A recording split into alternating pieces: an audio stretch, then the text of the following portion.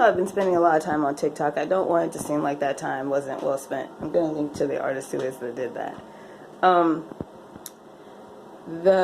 There's a huge conversation about racism and misogyny and all different types of diverse subjects on TikTok, and I definitely suggest that people get in there and get into the conversation. But something that is very poignant to me about the conversation around racism is that there are three key people on TikTok that have their channels focused on racism and other forms of discrimination, mostly anti-black focused from what I have gathered so far. That people, mostly in the comments, not so much video responses, sometimes video responses because that is the thing that you can do on TikTok, which is, there's so many different ways to respond on there. I feel like that's why the platform is popular.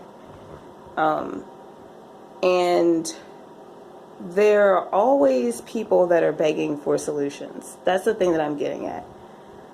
And I find that they will go to these people, I'm going to go ahead and use very blanket, generalized terms. These three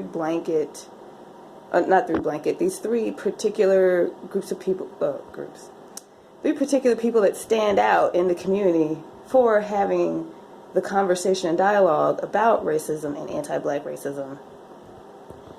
And say, well, you're just complaining about the problem, you're not trying to find any solutions. The thing about systematic oppression is that the solution is in talking about it. I, a black-brown person, am telling you that the solution to systematic oppression, any kind of systematic oppression, is talking about it, establishing the problem, establishing the multiple functions behind the problem, because systematic oppression is not cut and dry. There are a lot of little microaggressions that lead up to the macroaggressions that lead up to much larger issues. And those little things snowball into greater effects. And because, I mean, slavery ended and then slavery didn't just go away. There's also wage slavery that keeps people in poverty. And those people are usually the people who started out in a bad position to start with. Usually, but not all the time, because I don't want there to be any kind of justification for like, well, I'm poor and white, therefore, blah, blah, blah. Like, yeah, you're a poor white person. Your life isn't hard because you're white. Your life is hard as a white person. There's a difference between your life being hard and your life being hard because you are white, black, gay, whatever. Like, your life isn't, like, your life as a straight person or a cisgender person isn't hard because you're straight and cisgender. Whereas a lot of non-binary, trans, etc., and non-heterosexual people, their life can be hard because of that. Because in a lot of places, they can lose their jobs, they can lose their families, they can lose their lives. Still to this day in 2019, about to be 2020. So back to the subject. And, well, I never really left the subject because it's about addressing systematic oppression, right? And that's something that I see that, and as a member of multiple communities, that gets specifically targeted towards black people. But I don't really find people saying to trans people, oh, you're just a part of the problem because you keep talking about the problem and don't find any solutions. Because I feel like we understand in other aspects, as we have seen it in our modern times, talking about these problems have put the spotlight on the problems, like the murder of trans people and how every form of abuse towards trans people triples and, doubles and triples amongst trans, non-gender conforming, etc. people of color. Therefore, by talking about these issues, we have responses to them. We have a lot of programs, we have funding and stuff like that to lead to these things happening less. And I feel like we've seen these in such rapid succession as these issues have been considered new, whereas racism is practically embedded. It's embedded in a way that we don't think of other things as embedded. And really, there are a lot of different kinds of oppression are embedded in our systematic culture. So the thing that I'm getting at is, I'll get there, don't worry. A lot of the people, some, not all, of the people that I see saying, well, you're just a part of the problem because you keep talking about the problem and not coming up with solutions, are people who benefit from the problem. Talking about white people, talking mostly about white men.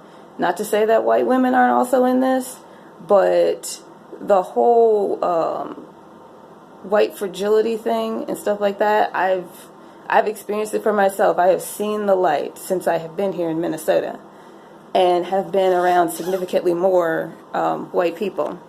White fragility is very real. And I wish I could say that it was something that we only had to deal with on the internet. But, I mean, even though it took me a long time to get here to be able to experience it, after experiencing it, I am flabbergasted. I am dumbfounded. I am damn near overwhelmed that the people who benefit from our system the most are the most fragile and are the quickest to try to shout down diversity and people talking about how they benefit from this system. Now, of course, there are plenty of better white people out there that know how to hand their platform to other people to give them a voice and know how to make the system work for them to work for others. And I feel like that's a very trained skill. But telling people that, appointing these people as leaders for the rest of a group and then telling them that they should find the solution to this greater systematic problem that's existed for over 400 years, ain't it? And I don't even see how you think that's it. Now, I'm not saying it's not okay to be white. It's obviously okay to be white, heterosexual, cisgender. It's not okay to use that to your advantage and then talk poorly and talk down and try to shout down people who are telling you that you're using that to advantage based on our systematic culture. And if you think that all of that white fragility is a part of being okay with being okay to be white, you are a part of the problem. There's no way around it. You're either an ally or an accomplice. There is no middle ground. There is no apoliticalness. There is no ambivalence. You're part of the solution or you're part of the problem. And no one is here to accommodate you or care about what you do and don't want to hear. We've been doing that for over 400 years. And just like all the other things that have changed with cars and technology, pretty much the only thing that hasn't changed is our schooling system. That's going to change too. And then hopefully our schooling system will follow behind very shortly. And this has gone on long enough, so I'm going to tell you all to take care of yourselves and each other and kill your local rapist.